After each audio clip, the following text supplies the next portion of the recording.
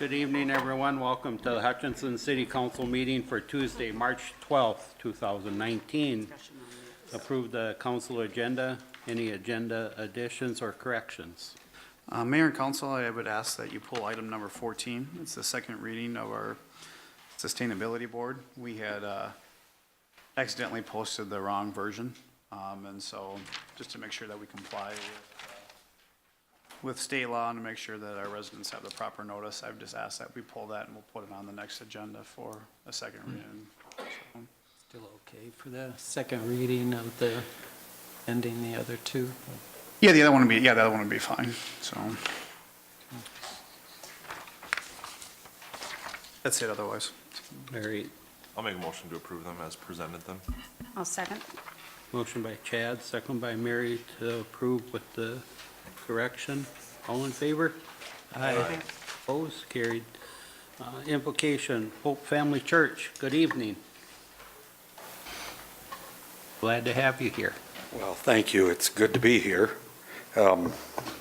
Yesterday I was driving, came up to an intersection, and as I entered the intersection, I realized there was a full-size pickup truck coming the other way, and I didn't see him and he didn't see me. That's how high the snowbanks were at that particular intersection. I don't know if you've noticed that.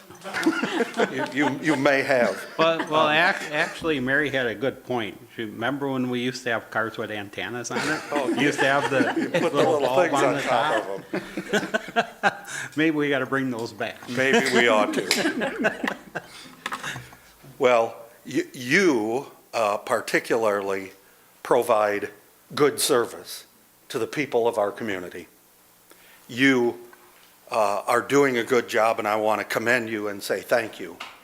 And so as we begin tonight, thinking of the big snowbanks, I simply offer this to you. Psalm 113 verse 4 says, "The Lord is high above all nations. His glory is above the heavens." And so I pray, Lord, that this council would have wisdom, a bird's eye view, to be able to see from on high so that they can lead and not have their vision blocked. We pray for good, for blessing, for peace. In the name of Jesus Christ our Lord, amen. Thank you. Next is Pledge of Allegiance. I pledge allegiance to the flag of the United States of America and to the republic for which it stands, one nation, under God, indivisible, with liberty and justice for all. Recognitions of gifts, donations, and community service to the city. Well, community service to the city, I have to commend all the people that are out adopting, as I think Matt stole some of my thunder, but anyway, adopting a catch basins, there are some that are really covered up. I know up by my shop, I had about 3 feet of snow on top with about a foot of ice underneath.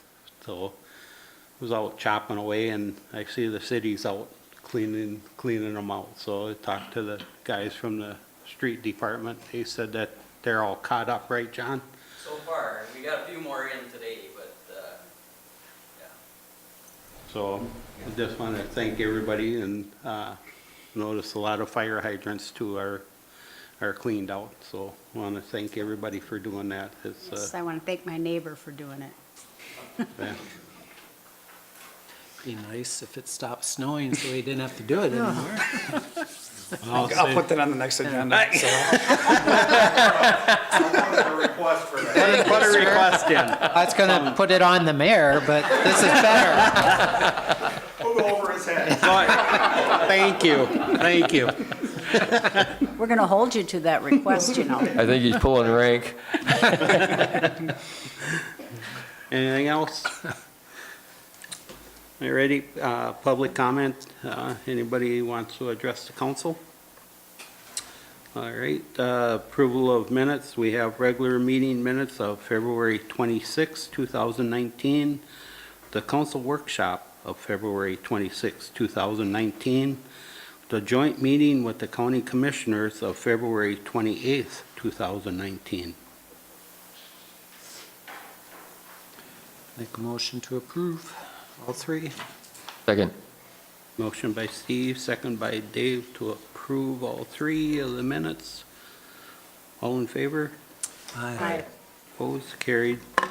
Consent agenda, we'll send one motion unless somebody wants to pull something off.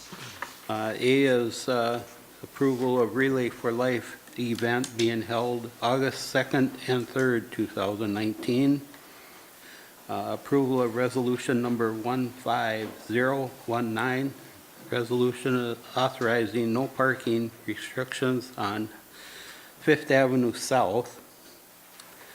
C is approval of Liquor Hutch loyalty program. D is short-term gambling license for the Hutchinson Rotary Foundation on April 26, 2019 at the Crow River Golf Club. E is claims of appropriation and contract payments. Does anybody want anything pulled off? Since Candace is here, maybe Yes. C, she can just announce Alrighty. plan. And I have a question for her on C, so Motion to approve the I'll balance. make a motion to approve the consent agenda minus C. Okay. Second. Motion by Mary, second by Steve to approve the balance. All in favor? Aye. Opposed? Carried. Candace, good evening. Good evening. How are How's the you? liquor store? It's good. All is well. Yes. I just have one question for you, Candace. You know how when you buy wine and you buy the 6 bottles in the little black bag? Is that Yes. still going to be part of that or not? Yes, all of our other discount programs will remain in place as they've always been. Okay. You will receive your points based on the value that you've actually paid. So what you paid after the discount. You know, Okay. not on the full retail value, but on the value of what you paid for the bottles. Well, that's good to know. My little bag is good then. Yes. Yes,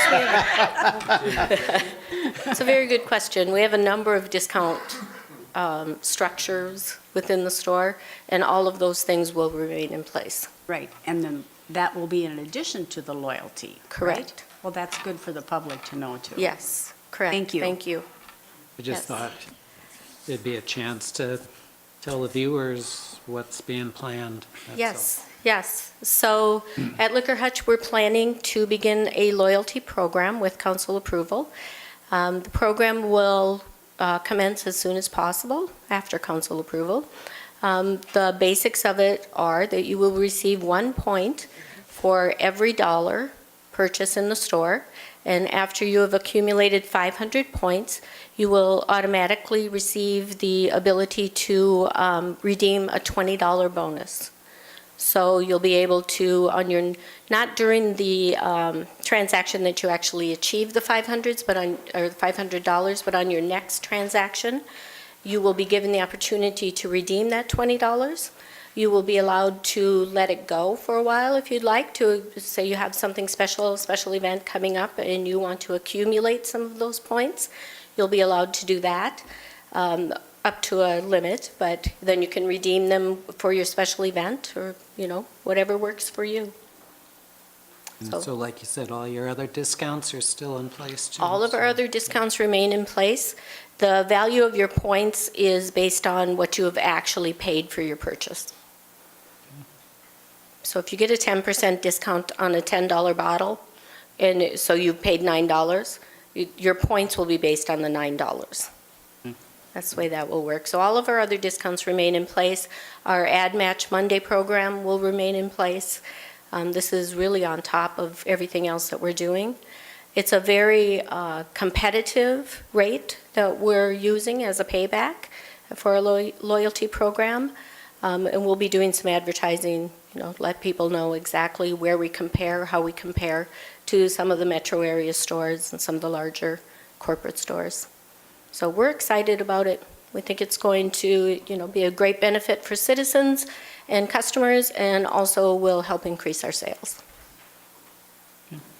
Since you're up here, we do have competition. That's sometimes Yes, we do. a rumor in town that, well, you're the only liquor store and there's no competition, but that's not correct.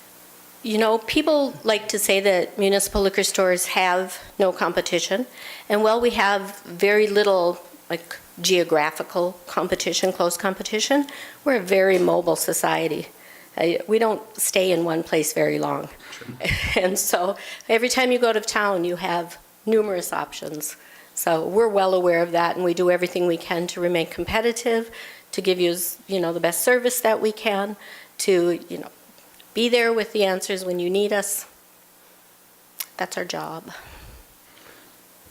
Thank you. Candace, I kind of like the deal where, you can, where you use the data where the people have their name and address, or name and email and stuff and zip code. It's kind of neat because now you can kind of find out where your people are coming from too. It definitely will help us to identify where our business is coming from. That helps us with our marketing.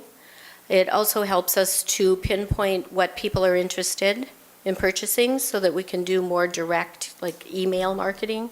So if somebody's purchasing a certain, product more often than other products, it helps us to know that they would be interested in the new product that we just received. There are numerous ways that we can use the data, but it's also important for people to understand that that data is going nowhere outside of the store. It's being held only at Liquor Hutch. We're not going to sell it. We're not going to share it.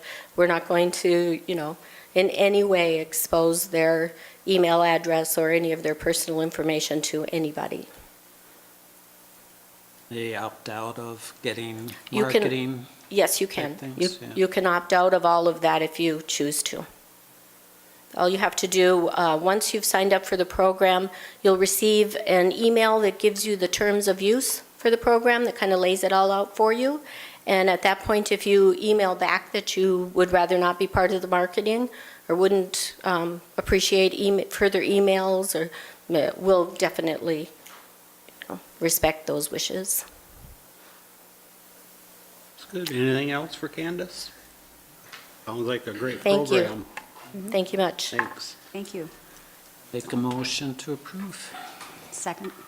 Motion by Steve, second by Mary to approve. All in favor? Aye. Opposed? Carried.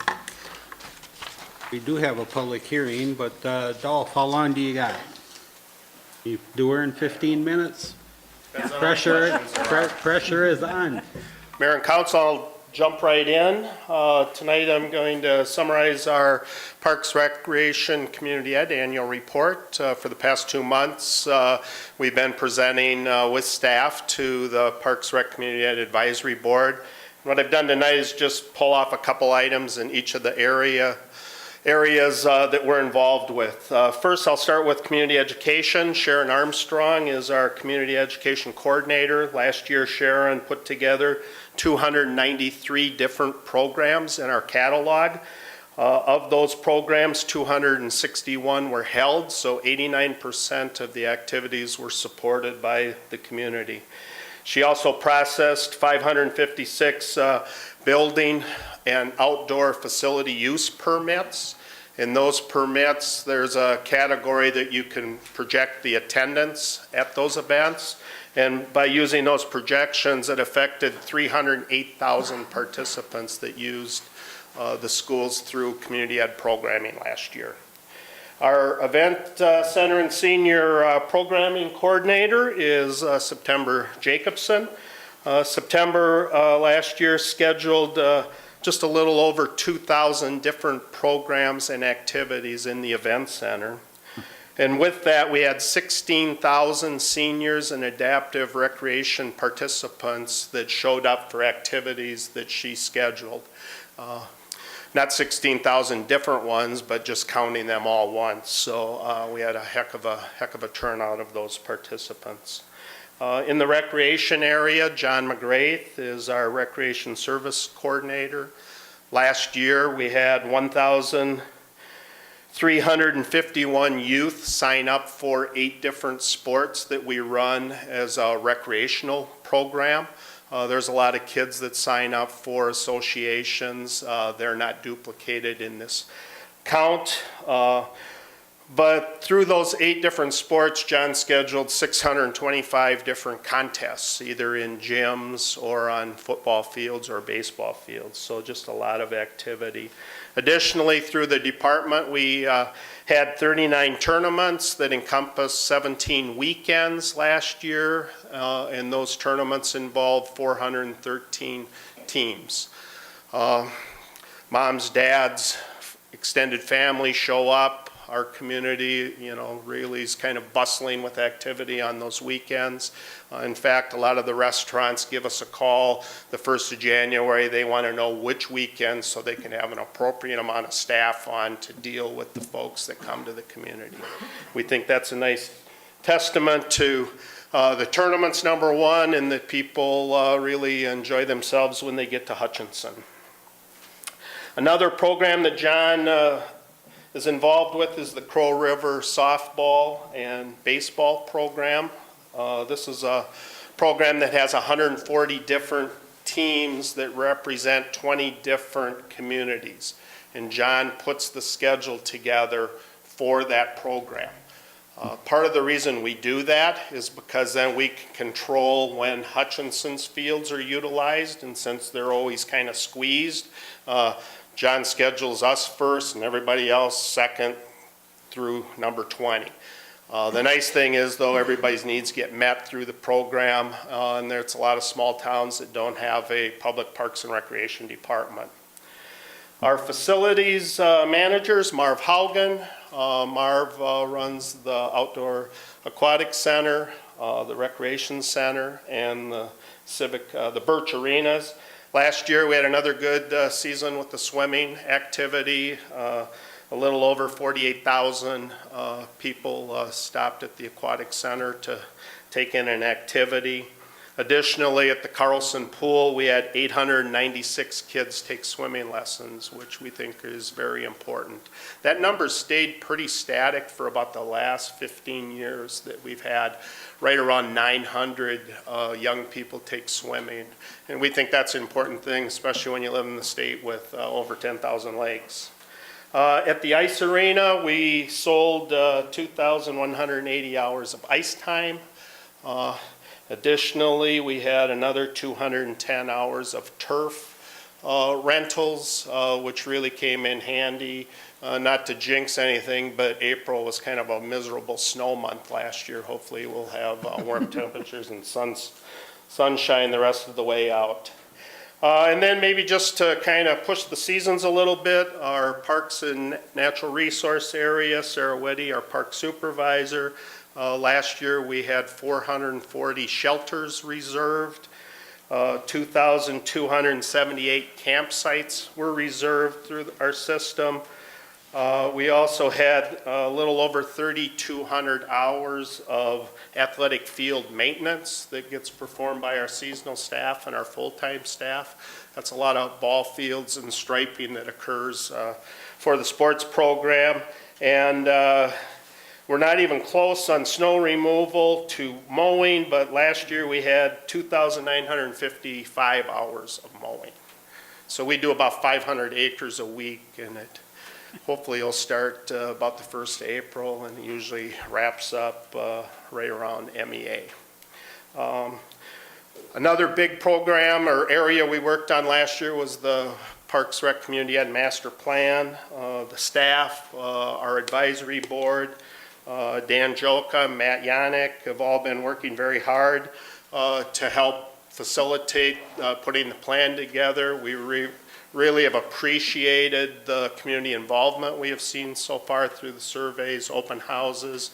The council was debriefed a couple weeks ago. We think it's going along quite nicely.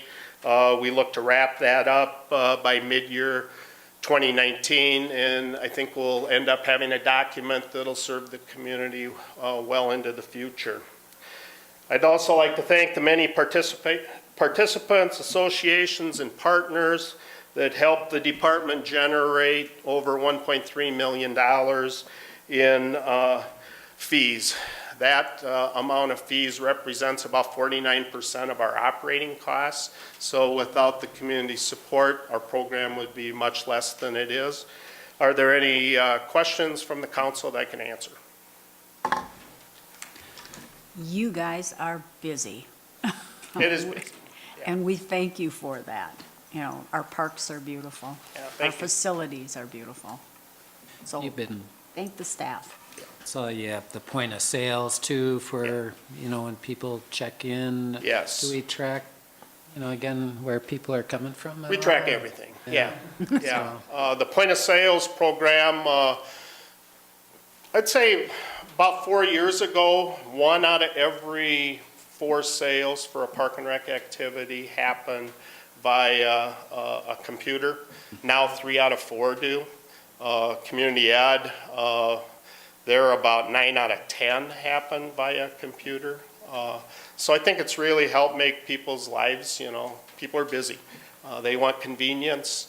Our new point of sale system really gives them that. Plus it gives us a real robust opportunity to kind of unpackage the numbers, where people come from, males, females, young, old, age groups, how many activities they sign up for, who our really strong clientele is, so we can do direct marketing to them. I don't think we've really kind of tapped, we just barely scratched the surface, but it's going to be a great tool for us. So the aquatic center, is that, would you say most people are still residents or?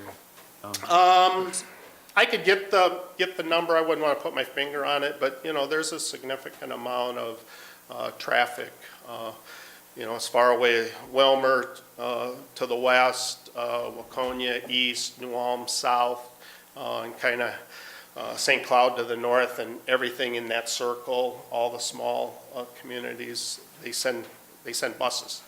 And we want them to keep coming. It's all good. Last year I talked to a lady and had her family there from St. Peter. And like, you know, yeah, we're drawing them from all over, so. And we heard, you know, it's affordable. And then when they get to Hutchinson, they do other things, which is, you know, a benefit to the community as a whole as well. Last no, year we yeah. ended with the doggy swim. Swim, And yep. sounds like we're gonna have. Probably do that again. It was very successful. The dogs were happy, and so were their owners.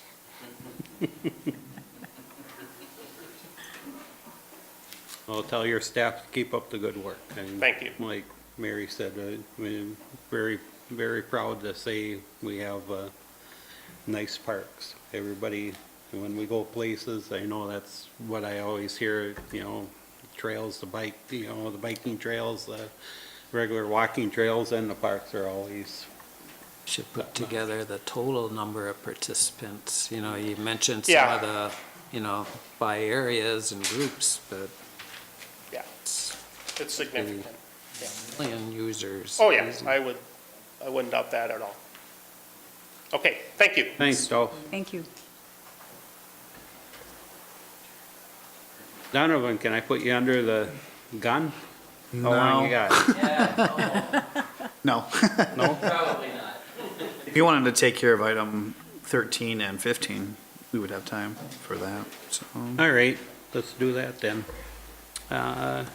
Unfinished business, second reading and adoption of ordinance number 19-795, ordinance to rezone property at 1015 Dale Street Southwest from R1 Single Family Residential to R4 High Density Residential.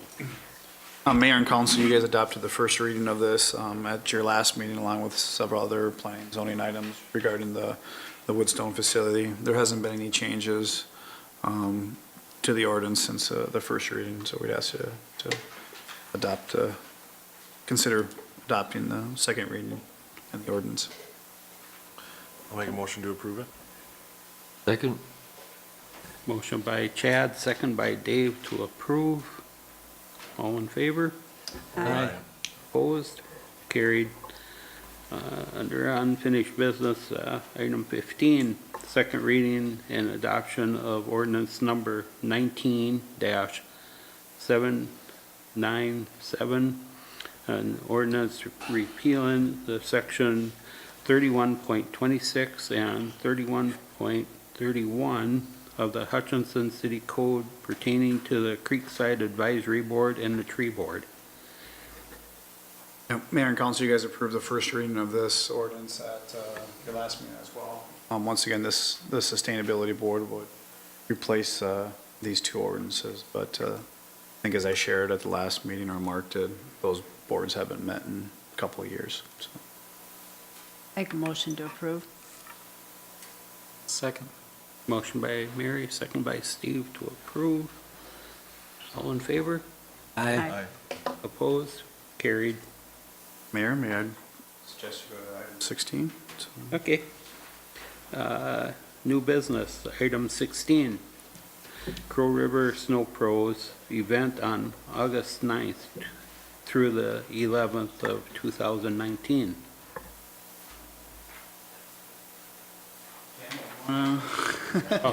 Touch on this, I guess, first? I know you would. Yeah, oh, go ahead. Yeah, walk up there. That'd be great. I didn't know if this was a hot seat or not. No, actually, so what you have in front of you is a request from the Snow Pros to utilize the park and the stage. And it actually got submitted, I think, a little over a month ago. And obviously with the council's review of the park usage and how we wanted that to be, the Snow Pros have waited patiently for that decision. And I think we've done a pretty good job. I think they've done a pretty good job of making exactly the request and addressing some of the concerns that the council had with the park and how they wanted it operated. And I'll let these guys talk about what exactly they're going to do in that park, but we've reviewed it. We don't have any concerns from the law enforcement side. I think it's an ideal use for the park. I think it'll be kind of a fun event to witness, so. Thanks. Name and address, please. Chet Kiekefer, 316 Connecticut Street, Northwest. Yeah, I'm part of the Crow River Snow Pros. I'm the treasurer, and I also side with the charitable gambling. Yeah, we got on board as soon as we could, January 2nd, midnight, booked all the sites, took all the pavilions both nights, took the band shell both nights. We didn't want to interfere with somebody else or somebody interfere with us. They're welcome to join us, though. So the plan was to, not counting this year, we didn't have a lot of snow the last number of years. So we wanted to do something to show our gratitude to the club members for the efforts they put in, and past members also by having a summer camp out. In the snowy years, we'd have a snowmobile trip. Makes sense, snowmobile club, you go on a snowmobile trip. Well, when you don't have snow or it's sketchy and you go somewhere and there's no snow, you can't cancel, you still pay your room fees.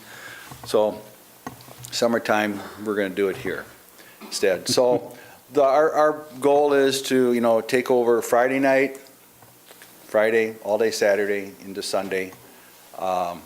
We rented all the campsites, took them all.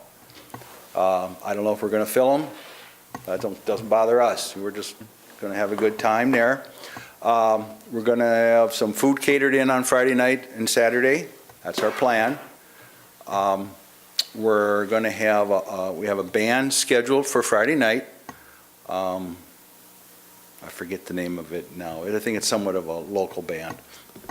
And we're not quite sure what we're going to do Saturday night, but we wanted to provide some entertainment. Our goal, and it was to maybe have the music go to 11. I understand there's a amplified ordinance, nothing past 10, and we all understand that. And if that's the case, well, then we'll just stop at 10. No problem with us. But we thought maybe 11, but we're not going to push it. So that's our goal. And the community, you know, if they want to come down, listen to the music, we're not going to turn them away. Maybe we'll get some more memberships. You know, it's all good. So we're going to open it up to the public at that point, so. And Mayor and Council, just for the acknowledgement of the previous ordinance that we did approve, part of, there was some stipulation in there that allowed for the amplified music, and that was what they're doing, and that included renting out the entire site. And so, within the new ordinance, there, you know, in the past, we'd have to go and adopt ordinances to make amendments, basically. That new ordinance just simply allows approval from the council now instead of having this request. So that's what's obviously in front of you tonight for consideration. So how far does your membership reach out? Do you have, Well, we've got some from Stewart area. I mean, it depends. I mean, our groomer drivers go all over the county, and they go to Lester Prairie, and there's people there from wherever, and they said, your trails are great. They're better than where I live. We're going to join your club, and they're from Jordan. So whether or not they join or come, I don't know. So, yeah, I don't know. It's pretty, you know, Glencoe is a big draw, Winstead's got some, Lester Prairie's got some, Hutch has a bunch, so it's, So how many members do you have in your group? well, there's working members, there's those that are on the That's like side. every other group. Yeah, you know, I think right now, we've got like 12 of the sites booked, you know. So there's probably 45 members, you know, and there's those that are always on the list are welcome to come, even though they haven't paid their dues, and maybe, you know, we keep them on the list for a while. You know, 45 members, 45 families maybe, yeah. And there's some like me, I won't be camping. I'm close enough to use my own bed. There's quite a few of us like that. Come on, you don't want to sleep in a tent? You know, I'm wearing a back brace, so there's a reason. So, and there are people that are planning on tenting, and they live in town, so go figure. So, again, we don't plan on selling alcohol. We aren't providing alcohol. The club is not providing any of that.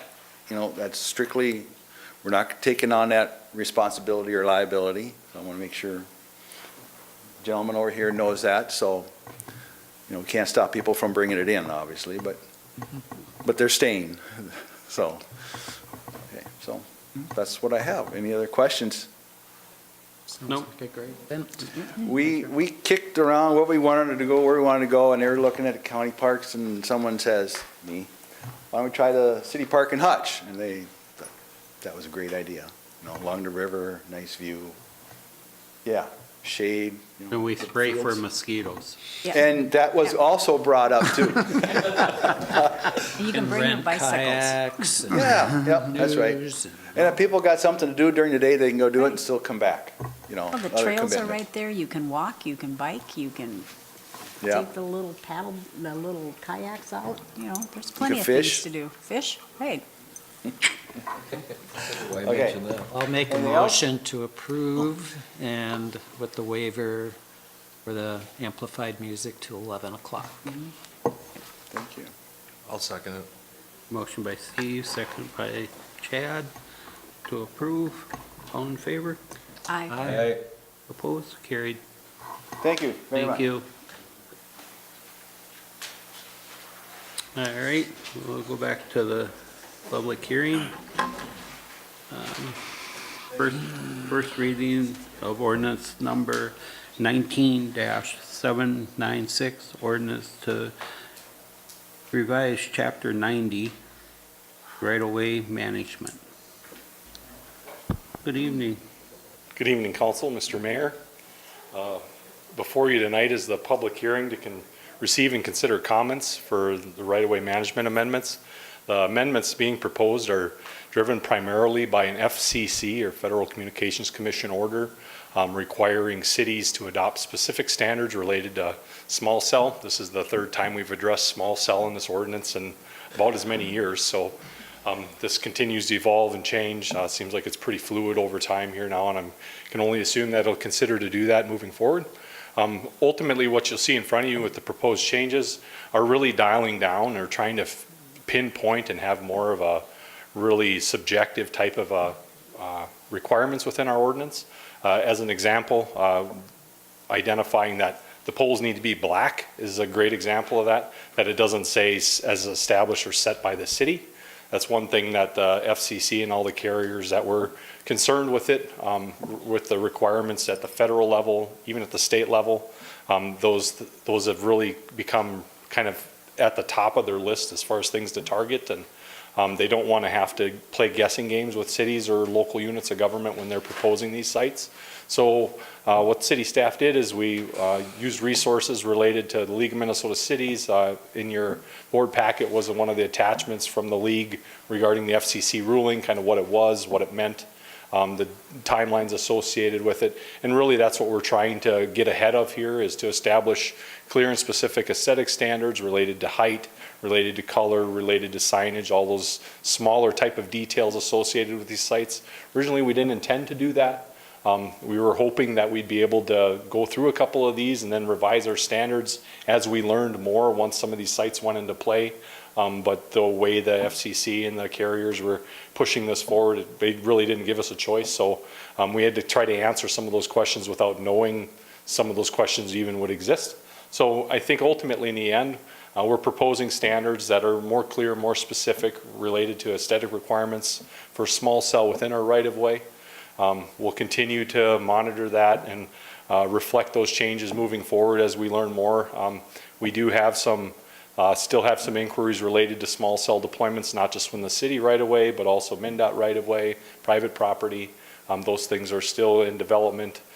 We hear more and more from other communities that these are continuing to ramp up. And I think if you have any questions related to anything specific in here, be happy to answer those. One other thing that's worth adding too is we did make another revision too relative to the height requirements. Some of the requirements that you noted that you'll see within the ordinance are specifically required by state statute. So as an example, the 50-foot height maximum height requirement is what cities are, that's what we're limited at. We can't say it's 40, we can't say it's 30. And the lowest we can set it is at 50 based on the state rule. So one of the clarifications that we made is there's also language that was included in the original ordinance, the existing ordinance, that said antennas can go up to 10 feet above that 50-foot height requirement. Well, we revised that to say, no, the pole's 40 feet tall, you want to be 10 feet on top of that, that's fine, but in combination of those two, can't exceed 50 feet. Primarily because of a lot of different reasons, but primarily because 50-foot pole is going to be tall and stand out on the way it is. Having another 10 feet on top of that just adds additional risk, more fall down distance, more likelihood of blocking roadways, landing on buildings, all of those different types of things. So taking the opportunity to not just address the aesthetic standards, but also to clarify and really try to nail down on some of those other things. As, like I said, as we've talked, learned, discussed this with other communities, some of those things that we've learned in the meantime just since the last ordinance revision. So I'd be happy to answer any questions you may have. I was going to ask about the change in height. It just seemed now that we were reducing the maximum of the combined units. Right after that, it says they should not be closer than 50 feet from each other. But then also it says, or private building structures located outside the right-of-way, and I was just thinking, doesn't that limit a lot where they go? And in that respect, I don't know what the range is. So, I mean, are we still enabling them to provide the service? You know, so how's that all work? Yep. Yeah. So as an example, the most common deployments of these types of systems are going to be in densely used areas, Yeah. hospitals, colleges, shopping malls, big box stores, big commercial areas, primarily where the people are, where they're going to be sitting on their devices all the time. That's primarily where they're going to be located. As an example, the two that are being proposed currently are in commercial districts. That's primarily where we're going to see most of these at, initially at least. With that, the ones that are being proposed now are more than 50 feet away from any other building. Where it gets a little tricky is relative to other streetlight poles and those types of things. One of the things that FCC and the carriers specifically called out and asked for is they don't want to see overly restrictive setback distances that basically eliminate the ability to deploy small cell anywhere in a right-of-way. So if you established a minimum distance of 300 feet, there's not in the city's right-of-way, you're going to find a spot that's more than 300 feet away from anything else. Be it a light pole, a utility pole, a street light, a building. You're just not going to find that. 50 feet, we coupled that with the height, the maximum height of the poles, with the idea that if someone wants to put in a 50-foot pole, which they're allowed to do, we can't say it's 30 feet. We can only say it has to be 50 feet or less.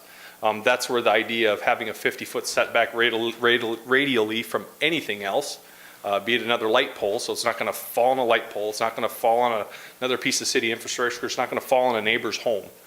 That's primarily the reason why we established or we're proposing that as a setback distance. We believe that that's not overly restrictive. It still allows those applications or those types of systems installed within the right of way. There's going to be plenty of places for those to be placed. The current proposed ones aren't required to meet that 50-foot setback distance. We didn't have that established at the time. What we're being proposed here may affect the actual exact siting of the ones being proposed, because we're kind of in the transition period with what's proposed and what they're proposing too, and that we might have to make adjustments based on that. But ultimately, I think that's the kind of the driving factor behind it is just the fact that they can be 50-foot high poles. We can't restrict it more than that. We want to maintain that. No different than we install street lights. We're not going to install 50-foot street lights that can fall down on people's homes. It's just not what we do. Street lights function and serve a purpose. 90% of them are 16 feet tall. We have some taller ones too, but generally those are on street corners, which have a farther setback distance from a corner of a home. So, and that's a big thing that carriers have been proposing at the FCC, the federal level, the state level, is that we're no more restrictive than what we would be for any other type of infrastructure in the right of way. Yeah, and I think just with respect to the fall distance parameter, some fall distance parameters are 1.5 times height. I believe even our telecom for taller structures is 1.5 times height. So like John said, I think this is accommodating to them, that we're just doing 1 times the max height established by state statute. And that's the other thing to remember. We're being required by state statute to allow the installation of these facilities within our right-of-way. So, we don't have much of a choice here, but we want to be somewhat accommodating, but we want to protect our infrastructure and investments within our right-of-way, along with adjacent private property. So I think this is a good middle ground. They're only going to be 50 feet tall, and, we're not talking about a 300-foot structure where there's more serious concerns to be had. But what if they're proposing a shorter tower? There's still 30-foot tall pole per se, as an example.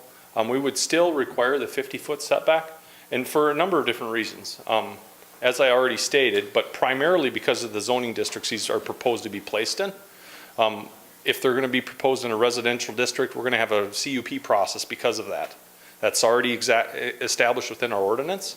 More than likely, a 50-foot tall pole or even 30-foot tall pole in a residential district, a 30-foot tall pole might be difficult to shoehorn into a spot on a side yard property lot line without clipping a corner of a building, unless you got really large lots or really big setbacks. I think the key to it is putting them in the right places. If they're proposed to be put in a residential zoning district, I think they can be done, but it just takes more care and diligence for them to find the right sites to put them in then. Primarily, they're going to be focused on commercial, highly commercialized areas where there's lots and lots of people and activity going on from a day-to-day basis.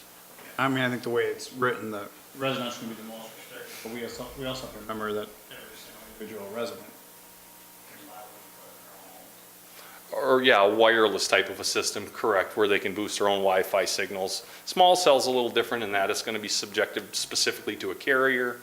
If you're a Verizon customer and there's 5G Verizon systems deployed all across town, it isn't going to do a T-Mobile customer any good to have that. That's going to be specific to Verizon's customers. So Wi-Fi, small cell are a little different in the sense that Wi-Fi is particular going to be condensed to a home or two, whereas I think your question earlier, Mr. Cook, was that what is the range of these things? I've heard anywhere from 300 feet to 600 yards. I mean, it's a big range depending on the type of equipment that they're using and really what they're trying to achieve. If they're just focusing on like a specific property, like a hospital, they're only going to put a system in big enough that's going to meet the needs of that site. If they're trying to reach an entire shopping mall, they're going to probably have to put in a system that's got a higher booster range that's going to be able to reach a larger facility or multiple sites or multiple small cell sites on a single type of a site. Lots of different ways. Yeah, it's really dependent on the technology they're using. It just seems like even businesses would eventually want to tap into it because of the speeds that you're getting, right? And That's really, the like I whole said, deal, that's going to so. come down to the customers. It's not a based on fee type of a service. They're not deploying small cell 5G systems so people can buy onto it. They're deploying those systems so they want you to be a Verizon customer. I mean, with your Verizon plan, your airwaves, your information, your data is going to be using those automatically. You don't have to pay more to use the 5G network. That's just part of your plan. Primarily, from everything I've heard, you're not going to see a big difference from a single individual using a smartphone. You might be able to see better quality, less buffering, things like that. Overall, where it's really going to affect is future automated vehicles, 5G hospitals, 5G businesses. I mean, that's where, you know, Verizon, T-Mobile, Sprint, those carriers are really going to focus on trying to sell their services to these larger entities to say, hey, we have the bandwidth, we have the speed. You don't have to use a landline or fiber. You can ultimately use just a completely wireless network that has basically providing the same service, the same speeds as a fiber line will. All right, anything else, John? No, any other questions? Like that you limited or aren't allowing advertising and limiting signage, size and stuff like that, so. There was something about cooling fans if some of the facilities need that, and it said the low, what was the? Low noise, something, yeah. Yeah, and I actually looked that up, and it doesn't really have a definition Low as noise such. profile, Yeah. yep. So are we better off, you know, we have a noise ordinance in town or. Well, and there's state rules regulating noise pollution too. The city basically other than the time established within the city ordinance, there is specific decibel requirements for certain land use and zoning districts at the state level as well. We would definitely they would have to comply with that at a minimum, but primarily to have a fan operating all the time, cooling that equipment, you want that to even be quieter than that. You want it to be as quiet as possible. Ideally, you don't need it, but that's something too that kind of caught us by surprise in doing the research on the different language that we could utilize, that we didn't realize that, hey, there might be the use of cooling fans that might run during high use periods or during heat waves, and those things can have a continuous ambient noise that I'm sure would drive some people crazy if they sit there and listen to it all the time. But yeah, that one's kind of, we're uncertain about exactly how to address that, but I think just trying to keep those as quiet as possible. I don't know how else we go about doing it without removing it altogether. Yeah, I didn't know if just stipulating a decibel level of some kind, but you don't think that would work, or we're just not sure what the number would be then? Right, I Yeah. think the technology ultimately used within the industry is probably going to drive that. If they have, you know, these fans are going to be relatively small to begin with. I don't foresee them having, it's not going to be a generator running. You know, that's, I think when we get into noise concerns, that's when you have backup power generation and those types of things. I think a small little cooling fan on a wireless system is going to be pretty minimal. I don't know if you'll ever even hear it unless you're standing by. And the locations that you're talking about too. Exactly. Yeah, there's going to be vehicle traffic and just ambient noise that's probably going to drown it out too. All right, I'll open it up for public comment. Motion to close the public hearing. Second. Motion by Steve, second by Mary to close the public hearing. All in favor? Aye. Opposed, carried. Then we're also going to do the first reading, if I- Yep. correct? Ask you for consideration of first reading, so. Motion for consideration or for the first reading. So moved. I'll second. Motion by Chad, second by Steve. All in favor? Aye. Opposed, carried. Thank you. Thanks. We turn that thing. Donovan, now you, or is John, you gonna do it? Yeah. Or who's up? PC button, all right, cool. We're in, all right. Well, thank you, Mayor and Council. And I'll pull this up real quick. But you can see we have our arborist with us, and the biggest piece of is congratulations is in order to Donovan. Donovan had put in a huge amount of effort, a lot of work and study, and in preparation for becoming a board certified master arborist, and his efforts were successful. So now he's got that official designation, a designation that only 2% of the master arborists have. So that's a very exclusive group, and it represents the top of what you can do educationally for arborists. So congratulations. Donovan? All right. Do we have to start calling him master? Master tree? Master tree? A certifiable part, yeah, that might be, but yeah, no, it's a good thing for the city of Hutchinson. For 40 years, in fact, we've been actively managing our city forest, and it makes sense for a lot of reasons. And the trees, the big thing that we focus on, the tree's greatest value is when it's healthy and it's mature or maturing. We use the practices we have in place are with that goal in mind, to have these trees become healthy and mature. Requires a lot of work from a lot of different people who have an eye on providing good services to the community. And, Donovan's recent accomplishment is something that we should value by having somebody like him on staff, so I appreciate that. This program has always been supported by the community, and I think some of the efforts and work that we have outlined will really build support and continue to have that support.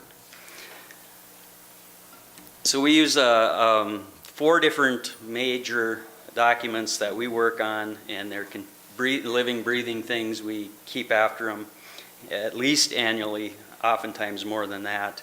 But we have a maintenance program. We have a species list, one for general planting that's available on the website, and one list that's approved for boulevard tree species. We work with the engineering guys and have some criteria that we've laid out for placing trees, and then we have a series of metrics that we keep track of so we can see how we're doing as part of the program. Really, these are the basic steps of a tree. Is you plant it, you prune it, you manage any diseases, and eventually when it's over mature, you need to remove it. So there's a lot of different ways to address those needs at various stages, and we utilize a combination of internal and contract staff to take care of those. One of the ways we can do, one of the things that we really value is learning from others. The best practices they have, effective programs that they have in place, especially those through like ISA and the University of Minnesota and others. that have the science backing them up, and so we can use that information to modify our program and implement things that will benefit the urban forest. And so I encourage active membership in the ISA and other organizations like that. And obviously Donovan is big into that. There are a whole bunch of things take place related to forestry throughout the year. I'm not going to list them by any means, but you know, we have the arborist. We typically have 2 ground workers that are seasonal employees in the summertime. We utilize operators from Parks and Public Works, both to help with forestry-related activities. So there's a lot to accomplish. And again, like I said earlier, we utilize contractors in certain cases. So, for example, the tree removals happen throughout the year, with most of them being done in the summer months or the non-winter months. And then, of course, as we have opportunity, more of the administrative tasks are spread out over the beginning and the end of the year. Our current tree inventory is just about 1 tree for every resident in Hutchinson. So the majority trees, of course, are on the boulevards, and parks account for the vast majority of them. Our species diversification, we continue to make efforts to diversify our species, and goal being to not have any one particular species be more than 10%. You can see that maple is our number 1. That there are many different species of maple trees, so the only specific tree that we have that's over the 10% mark right now are green ash trees. So the rest, over the years, we've really worked on getting that number down. So tree diseases and infestations, Dutch elm disease still is around after 40 plus years.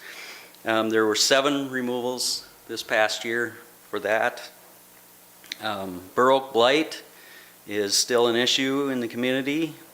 There's 1 private bur oak tree that's coming down in this year, and we have about 7 at the cemetery that we're going to have to remove, unfortunately, because of this disease. John, with that, will you replant with a different type of oak? Yes, especially at the cemetery, and in most of the plantings we've been doing there recently have been different kinds of oak trees, just to maintain that, you know. There have been some maple trees that we've seen some dieback in the top and in the center of the trees, not, and we're not 100% sure what's going on there. Stem girdling is likely an issue, and that can really happen to any species. Of course, we have more maple trees than any other kind of tree, so that's probably why we're noticing it. But stem girdling is something that we keep track of and try to keep to recognize and to understand that could cause some issues down the line with different trees. Okay, John, I didn't go to school with Yeah. Donovan, so what's stem girdling? Stem girdling, okay, that's a good question. Stem girdling takes place when, usually caused by the way the tree was planted. But the roots end up growing around the trunk of the tree, and it kind of strangles off the routes for nutrients and water to get to the different parts of the tree. Common issue is it's probably planted a little bit too deep, so the roots wrap around. The other is that, you know, when it was initially planted, that ball wasn't opened up and allowed to grow out, or the hole that you put the tree in, you know, you're solid clay, and then you drill down and you plunk a tree in there, and you know, it's not going to grow out as well. So that can happen. Is there something with the maples though? Because I remember maybe Donovan, because I remember Up here. last summer, I think the Tribune had a story about maples and Come on up. girdling. For our maples in particular, it's a specific age class, so all all the maples planted right around when Dutch elm disease was present, so about 75 to about 85. That's the majority of the ones we're seeing issues with. And I can only presume it's because the planting programs then were really moving fast to replace all those elm trees. So, and that was kind of before Mark started too, and before the city started building a better awareness of how to plant properly. So we don't have a lot of records of who did the installs back then or how they were done even. So that's the main thing. And on smaller trees, we're not seeing it very much except for the very newest containerized hybrid maples. You'll see it a little bit there. But almost everything since then, we do a little better planting practices, especially with containerized stock, so.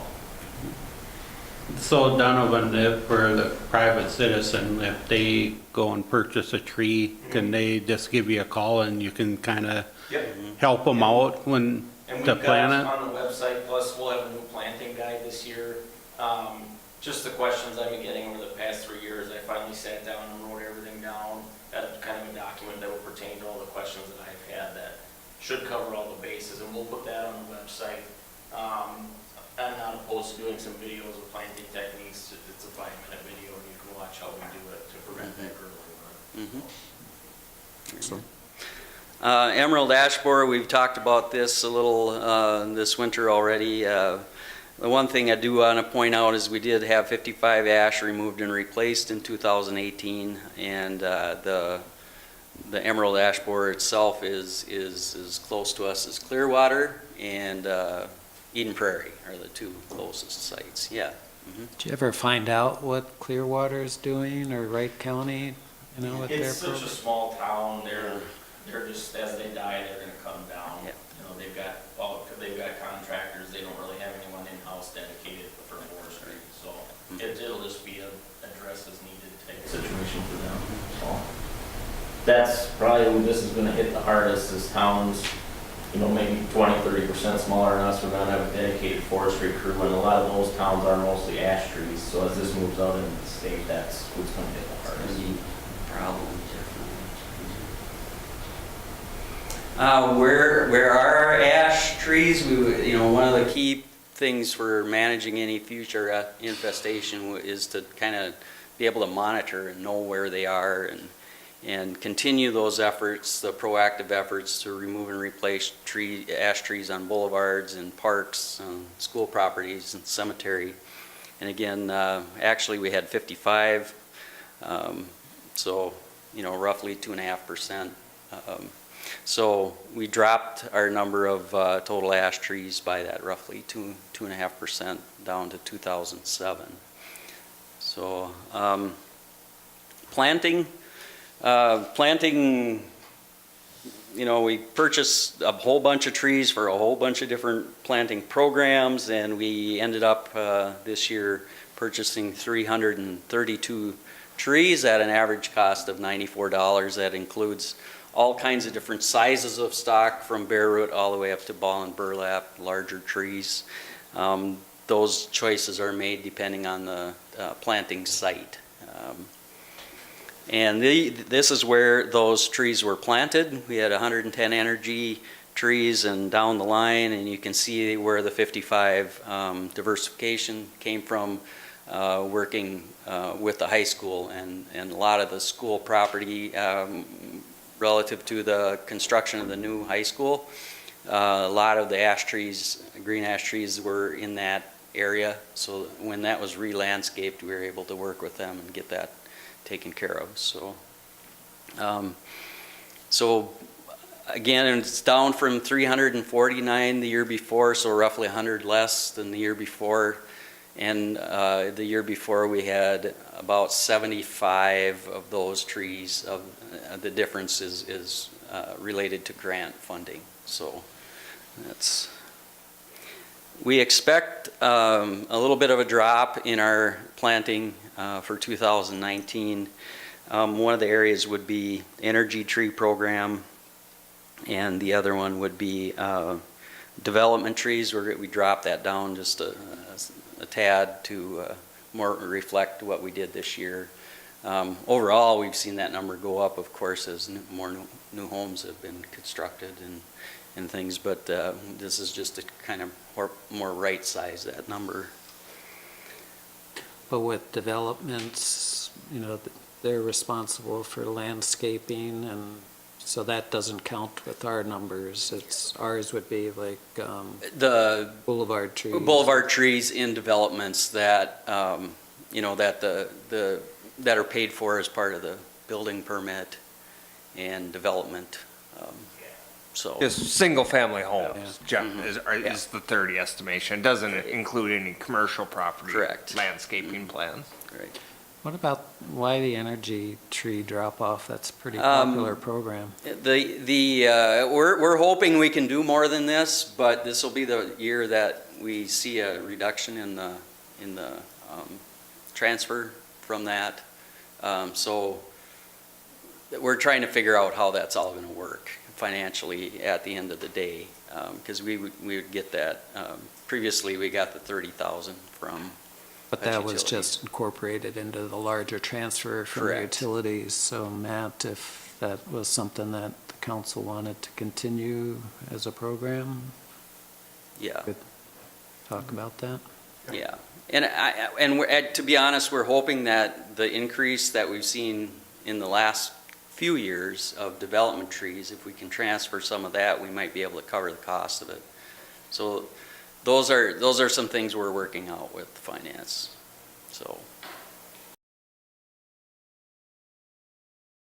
Next big thing you do, pruning, that's huge. In 2017, 18, we pruned 1,200 trees. Formative pruning is first 5 years of a tree's life. We spend a fair bit of time with that tree to make sure that it's growing properly, that it's not going to have any weak joints. And that just helps down the line reduce our costs and reduce potential damage in a storm for the different trees.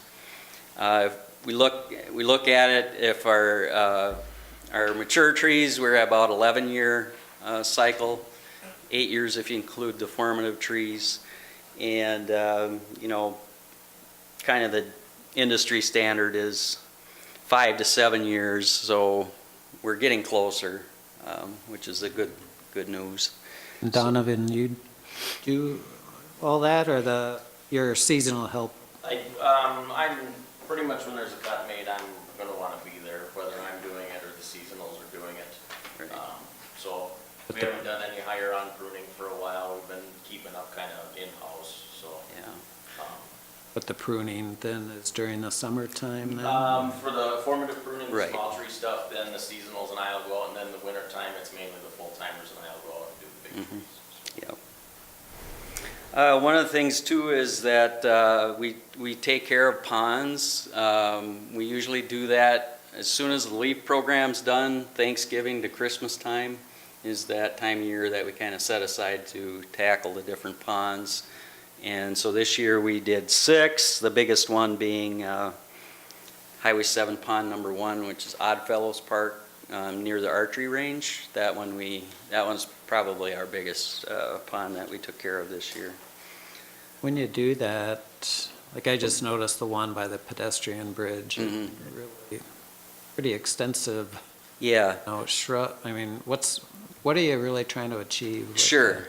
The trees between the high water mark, the ordinary high water mark, and the overflow elevation, they don't work very good in that range. There's usually problems that are associated with particularly inlets and outlets when we have woody growth in that range. So what we're trying to do is to get there to be grasses and some of those types of non-woody growth vegetation in that zone. Then we can be a little more selective about what's left on top to improve the aesthetics, and then we can go in after the fact and be a little bit more deliberate about where trees fit well and where they're going to be healthy and so quite honestly, we built a lot of these ponds 20, 25 years ago. Wasn't a lot of attention paid to them, so a lot of woody growth shows up. So that's what we're chasing after. kind of a combination of, cut, and then there's a follow-up with herbicides and different treatments that we can do to keep the woody growth down, and particularly in that zone. So in the long run, you'll see trees up on the shoulder, up on the top. We don't want to see anything in that zone, just for operation and long-term sustainability of that pond. So. Yeah, just to echo that, Steve, and I think what happened specifically with the Highway 7 ponds a few years ago, that was a project led by MnDOT. It's the Subway Pond, the Oddfellows Ponds, and others. I think there were 6 of them in total along that corridor.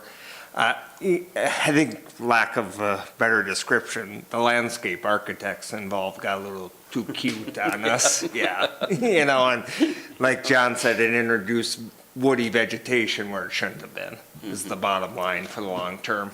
The problem with that's just roots plugging up? Yeah, it's roots can out. damage the inlets and outlets. They can plug things up. They're just trash collecting. There's just a lot of things that are not good when that's.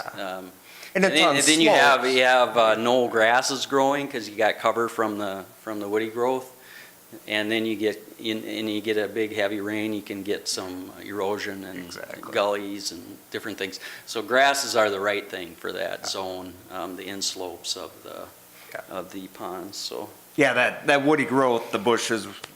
They plant a lot of bushes on the inside slopes of the ponds, and like John, it's just not easy to get to. Is what it boils down to maintain over the course of time.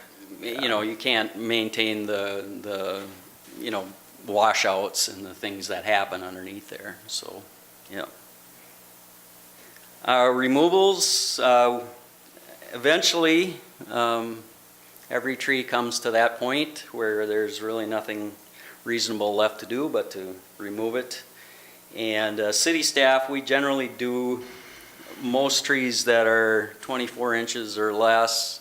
We'll tackle other bigger ones too, and general rule of thumb is we leave the very large ones for contractors to work on.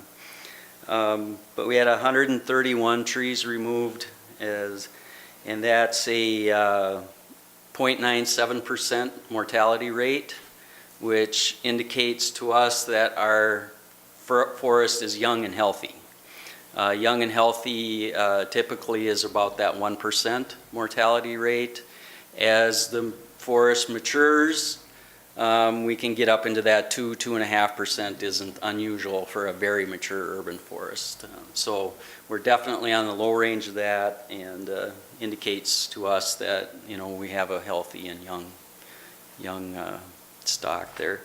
We did have one windstorm that caused pretty significant damage. As on May 29th, we had about 23 hours of staff response, not counting the help we got from fire and police.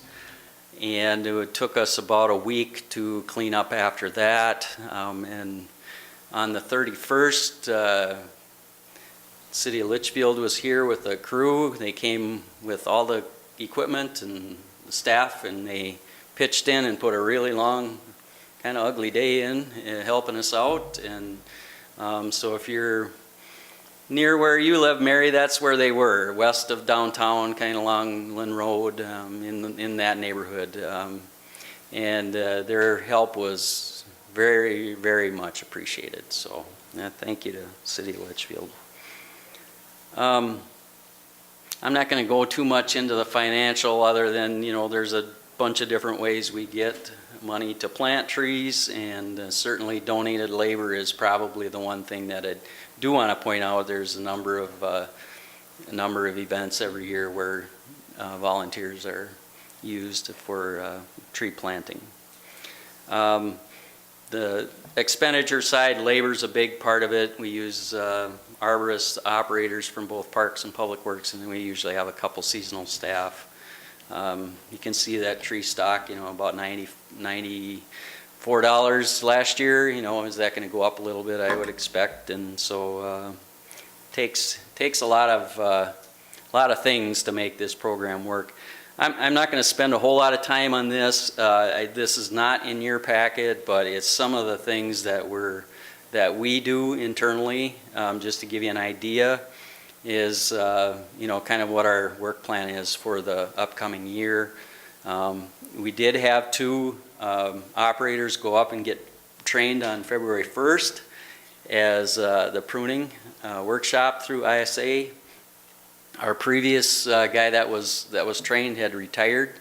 So what this does now is allows us to have 2 boom trucks operating when we have adequate ground workers.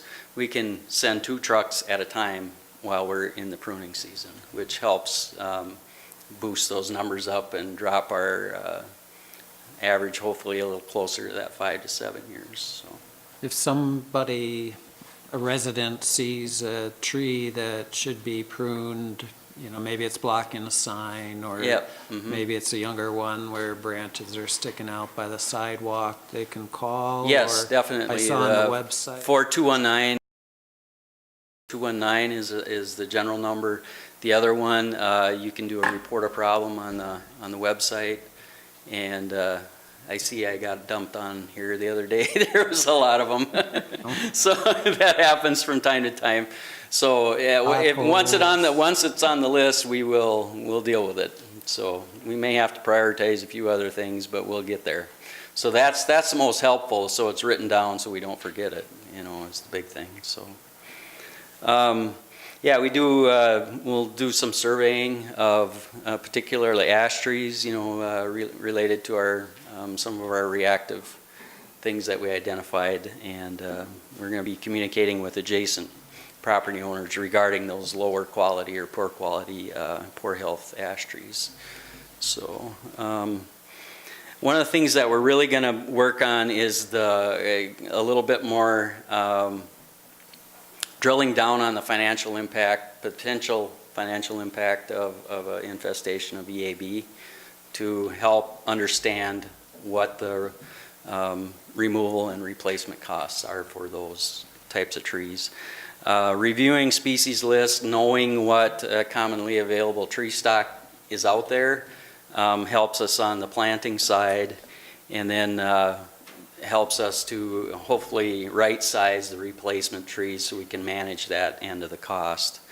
And the other thing we'll be doing this summer will be to selecting those 30 to 40 ash trees that are in good health, general even distribution across the city, and get a better handle on what that would cost to treat them as part of our reactive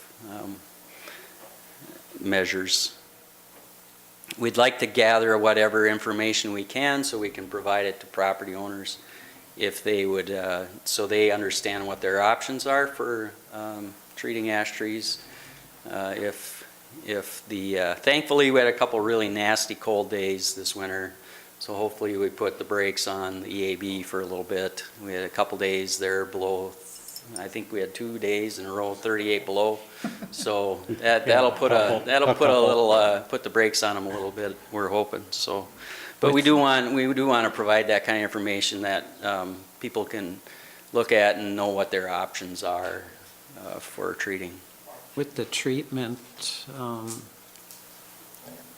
some be in parks, because it would seem like that would give us really a lot of bang for our buck, because we have right such along a concentration. Yeah, along the rivers particularly is where that'll really take into account, because basically what you do is you lay 800-meter grid on top of the city, and that equates to roughly just shy of 40 trees. So there'll be some of the candidates that they'll look at. I'm sure a lot of them will end up being in park, especially the center part of the city along the river. We want to keep working on the website. As Donovan indicated, he spent a good chunk of time on putting together a planting guide that will be posted on the website shortly. And anytime we have opportunity, we're going to be talking about the potential EAB infestation again, kind of raising awareness about that. We'll do some, again, looking at removal replacement costs, just trying to understand so we can forecast using the information we have in our tree disease and infestation mitigation fund to say when would we run out of money for one-to-one replacements, so that we can communicate that with you and have some, good numbers to back that up, so. Fifth Avenue is a big project for this coming year, and then the other is Northwoods Park. Those will be one-to-one replacements with a variety of species there. So why don't we mix some in to maintain some of the mature trees? In this case, they were not in the greatest of shape, many of them. So, working with the park staff, what do you want to do? What's the right answer? So one of the things that happens is now they're going to be able to plant the trees in more, in better locations so they can maintain that play area a little bit better too. So it's kind of it takes a committee really to figure out what the right answer is. And that's where we ended up at Northwoods Park. We'll probably be working on Riverside Park. That'll end up being a little bit different in 2019. I don't think as many will come out in that setting, so. Just curious. I wasn't going to bring it up, but, you mentioned Fifth Avenue. I was I thought it's getting late. Yeah. Anyway, yeah, I'll just save it for another meeting. Okay. Any questions? Hopefully gives you a little bit of an idea about what. What kind of metrics? I mean, you talk about having metrics, but, yes, you didn't really show any, so, other than numbers. I didn't know if that's the ones you're talking about. Yeah, pretty much, yeah. Okay. Yeah, pretty much they are. We've identified them, we do have some internal ones that are more money related that I watch and things, but most of them are reflected in, Okay. yeah. Okay. Just one more thing now, John, that the lights are up. If we could get Donovan to come up Yes. by you and have the camera He better come in so they can. So I yeah, well, he was kind of in the dark, so I don't know if we could have him switch the camera so the people can see him. So Donovan's right there. He is Donovan. So if you have tree questions, don't be afraid to call Donovan because he's very, very good to work with. I've had him out to my place a couple of times and he's helped me out quite a bit. So We've got a dedicated email now too. It's out in the Parks and Rec flyer. It's just forestry at the city's long email string. So, and that's a really good way to get a hold of me too. So. all right, excellent. Thank you, guys. Thank you, guys. Donovan, having some videos like you mentioned, that would be helpful, I think, just conference we were at. Yep. One of the speakers just talked, Especially people planting. learn things different ways, so. Yeah, and they wouldn't take much to put together. I mean, cell phones shoot movie quality video now, so Sure. you could do a pruning one and a planting one, 5 minutes apiece. Yeah, that'd be great. So. Be good. Well, I know I planted a tree and Donovan told me in a nice way I did it wrong, so. Yeah. Thanks again, guys. Review and discussion of the 2018 fund balance report. Andy? Mayor and council, I think we'll probably tag team this. Okay. We've talked about this in the past, and actually as a part of our financial management plan, one of the things that we agreed to do was at least address with the council our fund balance, our fund balances, in particular the general fund balance, at least once per year. As we're entering the audit season and the end of the 2018 financial season, we want to at least highlight the surplus that we have in the general fund. Have a discussion on that and see if there's any direction the council would like staff to take. But I think we're pretty confident that for 2018, we're going to have a surplus of $529,382, which is great. And I think Andy kind of laid out, how we came upon that. Some of that was extra revenue due to permit fees that were taken in through the development, and then some we just didn't have as high of expenses as we normally have had in the past. And I think if I'm missing, just go ahead and add to that. And so that puts our current general fund balance at, if we were to leave that surplus in there, that would put our general fund balance at 55.2%. You know, our policy talks about at least 40%. And as we've noted from time to time, the state auditor recommends anything from 35 to 50%. And so we wanted to highlight that, at least provide some conversation amongst the council members on, last year I think we had a surplus, and I think the general response from the council was just to leave that in the general fund. And that's, you can very well do that. You have the option of transferring that to any type of project funds that you may want, or simply leave it in the general fund. At least want to provide the opportunity to present those fund balances to you. And if there is any direction to staff to do something different, we would then propose a resolution in the next council meeting to do so. But last year, we did transfer 500,000 to the general fund balance to build it back up a little bit, so. Correct. Now we added some more, obviously, but. Yeah. I don't know, when I looked at it, is there anything wrong leaving it in there, just knowing that it's there, that I just think of, well, I think potholes could be worse, not knowing what more snow removal might be, you know, some flooding if there's issues with that. Just, again, just having flexibility, it seemed. Yeah, I mean, and I would say, and Andy, you can add anything. That's the benefit of keeping it in the general fund. It really gives you the flexibility to use it for whatever. You know, I would say probably when I first started 4 years ago, we were at around 60 to 62%. We use a significant amount for it to help fund the aquatic center. But that really does give you the flexibility. Andy, what do you say we probably really need percentage-wise for the 6 months that we really go without any, you know? Well, the 40 to 45% would get us through those months before we get our tax settlements in December. Yeah. That's what the 40% is designed for, the state auditor's recommendations. So at 50, we have plenty of cushion. I mean, so it's important to remember, we get paid twice a year.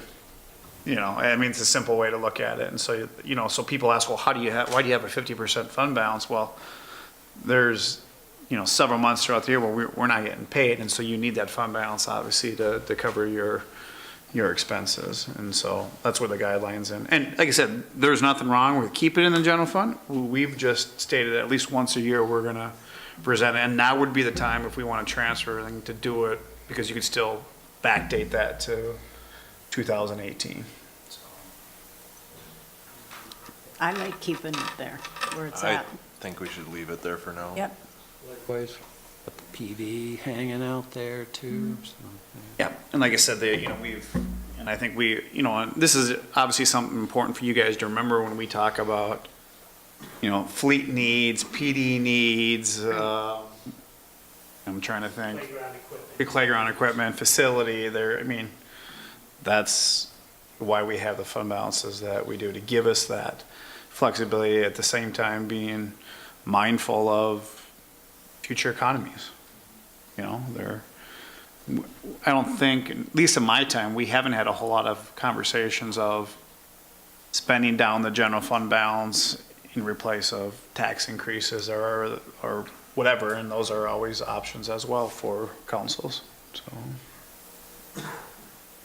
So yeah, like I said, if there's not a desire to do anything, then we'll simply just leave it and move forward, but we at least wanted to give the council the opportunity to present that information and give you opportunity to give us any direction.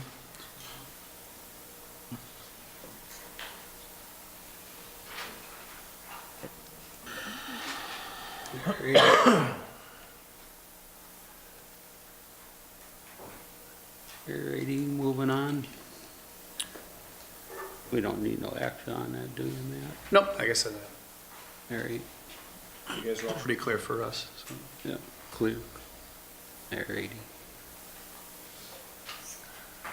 Moving on, discussion of amending section 93.18 of the Hutchinson City Code pertaining to animals running at large. Mayor and council, I think Attorney Zabor and I will do our best to kind of tackle this issue. It was brought up, I think, back in early January. actually by Mayor Forcier about, the city reviewing our leash laws regarding to dogs running at large, and there was a request for us to look at language that would basically allow for electronic monitoring, I suppose, if you want to say, of animals, to allow that as an option to a lease. And Mark and I spent some time looking into it. I've included some information in your packet. We were able to find at least one city out there, that's the city of Otsego, that does have language pertaining to electronic collars and being restrained by that. I also included some data regarding the other regional centers that are close to us and that we compare ourselves to. Quite frankly, I just wasn't able to find a whole lot out there. Not saying that there probably maybe isn't a couple more cities, but we weren't able to find a whole lot of examples of cities out there that allow of the leash. You'll see some of it by control, which I would say, I'll let Mark, the legal side, that's probably a scary word to simply just use under control of the. Right, and I think that's, if you had a chance to take a look at Chief Hatton's memo that was included in the packet as well as, that's where it's gonna get squishy, right, is when was the animal actually under someone's control or not, and obviously if you're the person who's getting jumped on by someone else's dog, you don't think they're under control, and if you're the owner, you think that's fine, so that's where it gets tough. So, there's some discussion to bring something forward, so we wanted to at least present to you some of what we were able to find out there, and then I guess have you guys have a discussion, and if you have any desire for us to look at changing the ordinance. Well, I guess I'll kind of kick it off because I was the one that brought it up, and I it's had a long discussion with my wife, which is usually the one that runs our dog, and I know I guess our dog is maybe different because he listens very well. So, I'm sure that most of you have seen Angie out running them, and and like she said, it's the common sense of when you see people in your vicinity, you call the dog back and make sure that he's by your side, not running out loose. But I know Chief Hatton had it, how you maintain control of the dog and make sure that he don't, goes out and does his business someplace, and which Angie, well, like, I'm just speaking from my own experience. We take bags along, and in the summertime we run them off leash with our bikes because we bike with them, and we stop and clean up after them. But I have, I live right on the trail where the trails connect, I guess, and we have people walk by with their dogs on a leash that do their business in my yard. So, and they, I guess that this goes back to common sense and taking care of your own dog. So I guess that's where I'm coming from. So I don't know, I'll just turn it over to you guys. And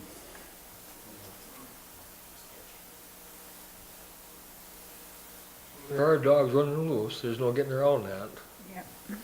I've never seen so many reports on real life Hutchinson. As many dogs have been lost this last winter. That last fall was crazy.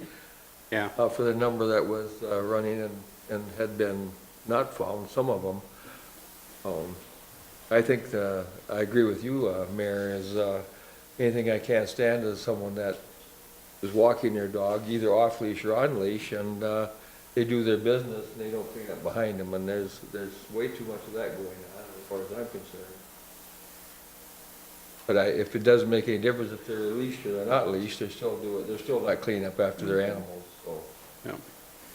I guess when I read this and I read Dan's letter to us or his concerns, I understand everything that he wrote down is the truth, And it's just a shame because, a few will ruin it for the majority. And we'll end up doing something that addresses everybody within the group. Like he says, it's difficult for them to enforce because they don't know if that dog's got an electronic collar on it. And if I'm in a park and the dog runs up to me or running by me or whatever, I don't know if there's somebody around who's gonna say, come back over here, or zap, whatever they do. But I just think, I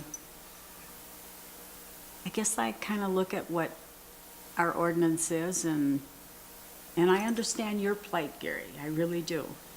And I like your dog. But, I guess I abide by what Dan says. I think it's going to be too difficult for us to enforce anything else. Well, it almost comes down to the same thing about smoking. How are you gonna enforce it? I mean, it's, I guess it comes down to we're punishing the responsible people. I mean, there's a lot of people that abide, by the rules. And the but other ones still, don't. So. What does everybody else think? They're not chiming in here. Yeah.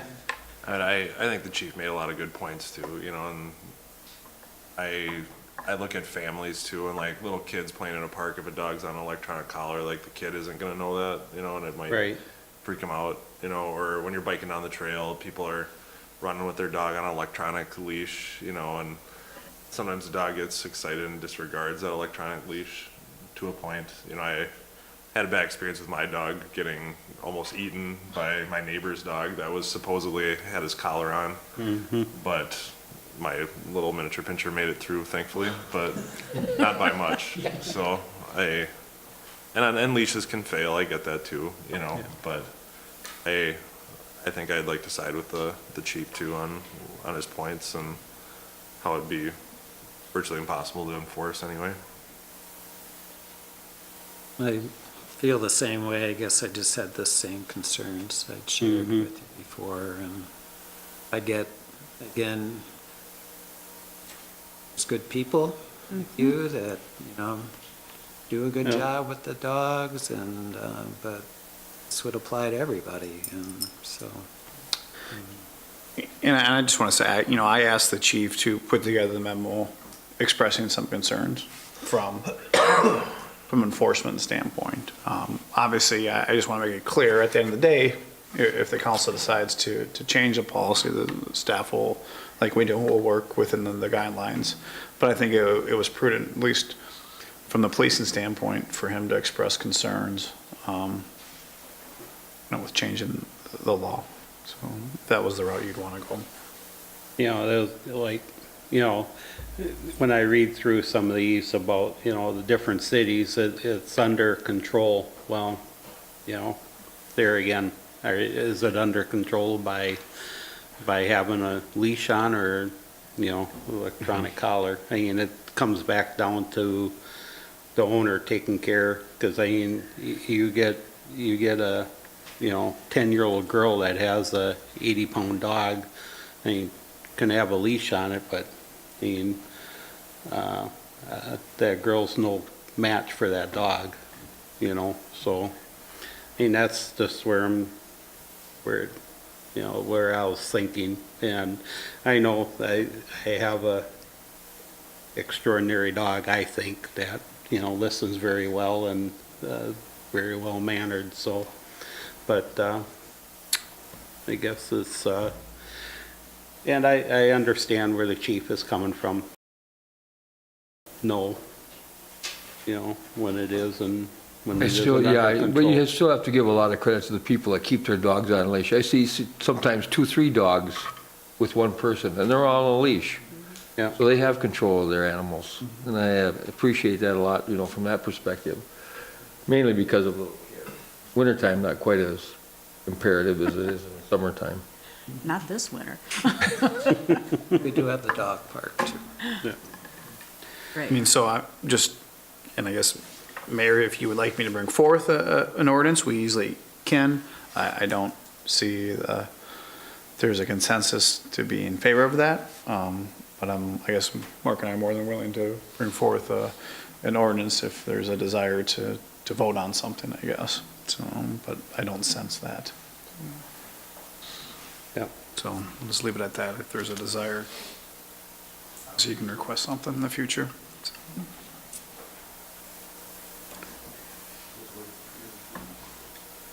So the desire is to leave it as it is.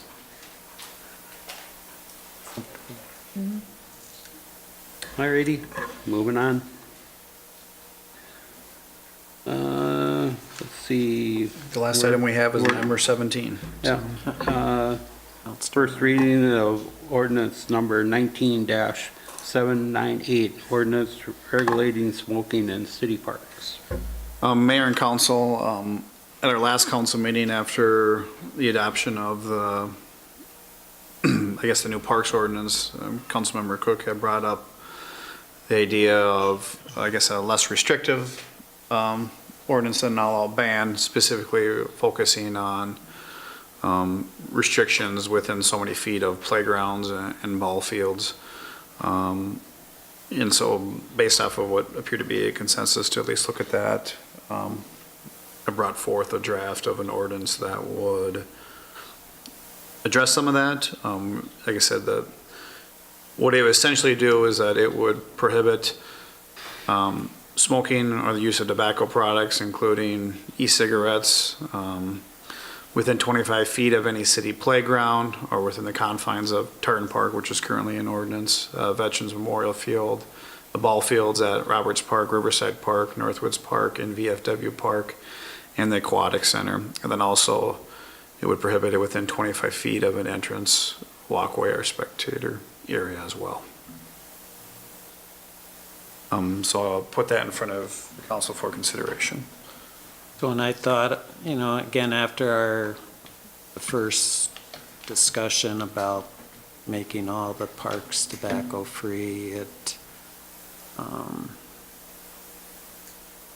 I guess I was looking at a compromise. It seemed to be there was some openness, to have something within areas that have high concentrations of youth, and that's where all these that I picked. And just recognition that smoking's bad for us, and cigarette use is becoming an epidemic, with the youth. And, we can't control a lot of stuff, but this is something that we can control. So, or put something in place to try to help. And try not to make it too restrictive, and limiting it to those areas of high youth activities, and then also providing a place for people to go that's very close. So, let's leave it at that. I'm fine with that.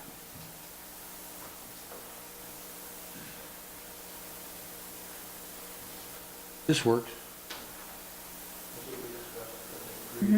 Right. I'll make a motion to approve it. I'll second. Motion by Chad, second by Mary to approve. All in favor? Aye. Opposed? Carried.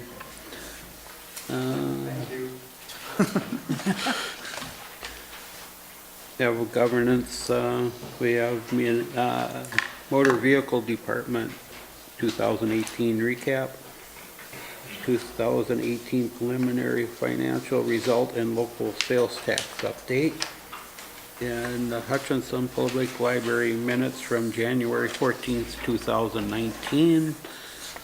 We have the Economic Development Authority Board minutes from January 23rd, 2019. The Hutchinson Utilities minutes, Hutchinson Utility Commission minutes from January 30th, 2019. Andy? Oh, sorry. Yes. Gary, sounds like there's a bill to provide some money to the registrars. Where, I don't know where that was at, or, Yeah, there was, and I think the latest was the funding wasn't gonna be there for the registrars. okay. Yeah, it all went to Minlars. It wasn't Minmars. In-laws. Yeah, I remember, yeah, correct, I remember hearing about, there was, but then I also remember hearing that it was losing some steam, so.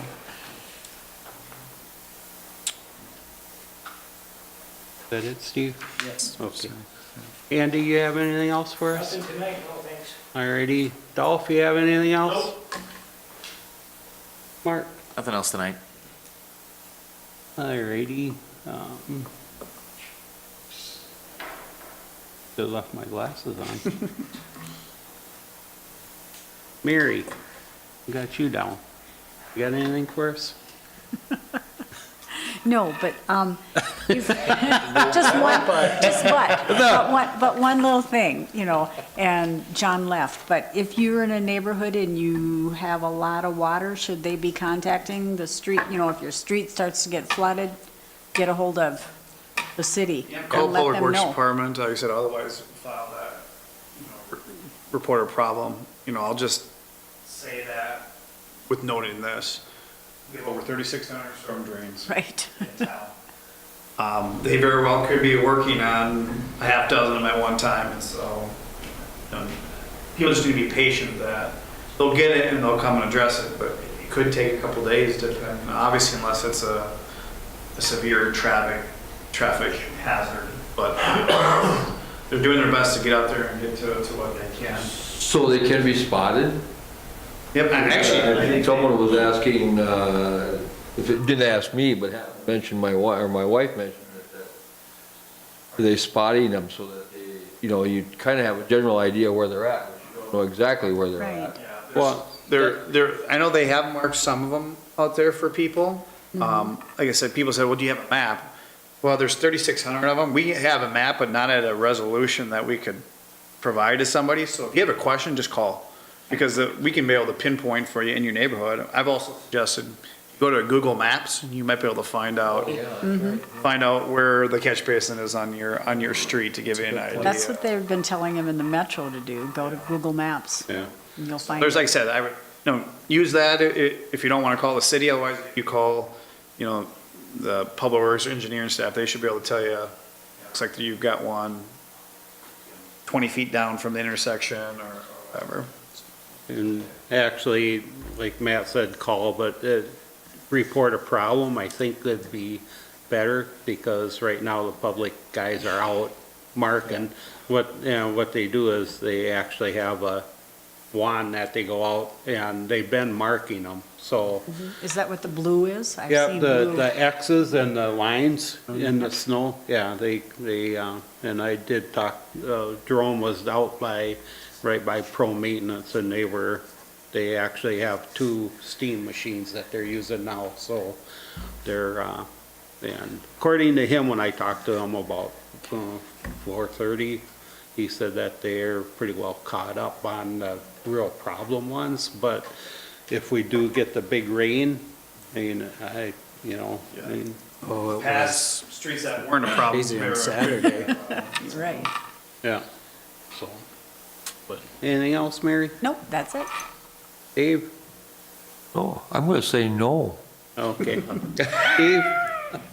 Just with the rains and the melt, I know I went to the emergency management training in Glencoe, and that was mentioned about, make sure your homeowner's insurance has sewer backup, rider, and then also sump, but that doesn't account for seepage in, and I talked to our insurance agent, and they said that's actually flood insurance would cover that.